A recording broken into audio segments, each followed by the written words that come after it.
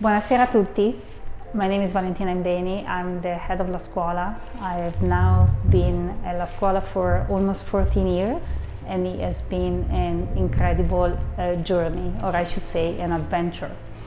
La Scuola has a long history. It was actually started in 2002 by a very small group of Italian-American parents that were wanting to reconnect with their Italian heritage, but most importantly with our beautiful language. And the school has started in a home, and then it turned into a slightly more structured program. It was a family co-op, and this is when I found it. I was a mother. I had just had my first child in the United States, and I was longing for home and to reconnect to our beautiful country. And so this was my first encounter with Stefano. My own Stefano was 14 months old. Fast forward a couple of years, the school went through a moment of crisis, and I was fortunately on maternity leave for the birth of my second child. And I was asked to actually lead the school for a little time. It was going to be originally a 6-month commitment. And 14 years later, I'm still here speaking to you. The school moved to the site of the Church of St. Gregory. It's interesting how some of our board members were actually at the site and are still serving on the board today.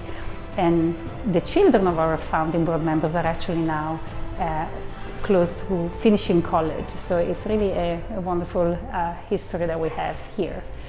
After the 3 years at the Church of St. Gregory, we found our beautiful site in the dog patch, and this is where we encountered Michele Zini from ZPZ Partners, the architect that has been designing Reggio Emilia schools in Reggio, but also all over the world.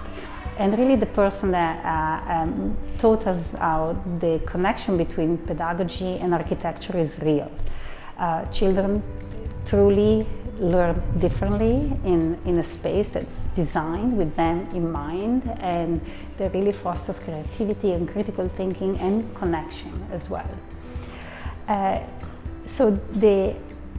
Along the way, I mean, all of the community and the parents really have historically come together to continue to bring the school into the future. And at the dog patch site, they were involved in building furniture and helping us set up the school, and even the deck you stand on in our dog patch campus was built by parents. And so that was a really incredible time and a very moving thing to witness.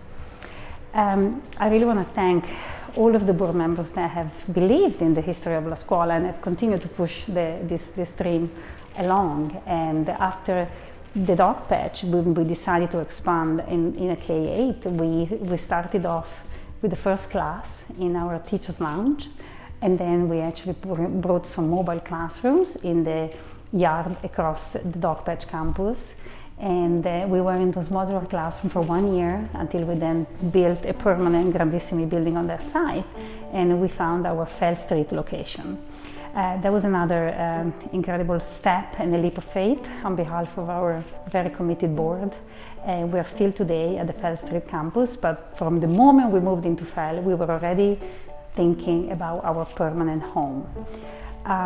As you all know too well, it's not easy to find a permanent site in San Francisco.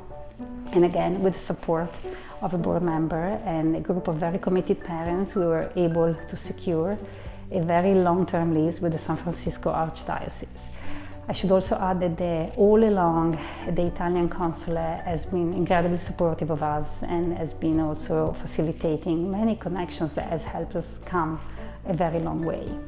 So we are now operating on 3 campuses, one of which is our future forever mission campus that we're very, very excited about.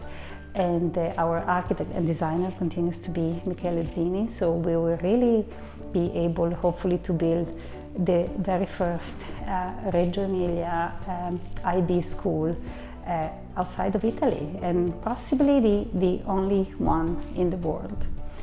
I really hope that some of you will be able to stay connected and continue to participate to La Dolce Vita.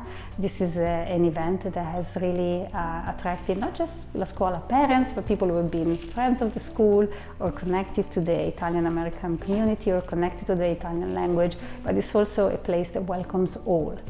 I think the one thing that's unique about Italian culture is its openness, and it's around food and family and friends and relationships, and I think because of that it has really spoken to many people around the world.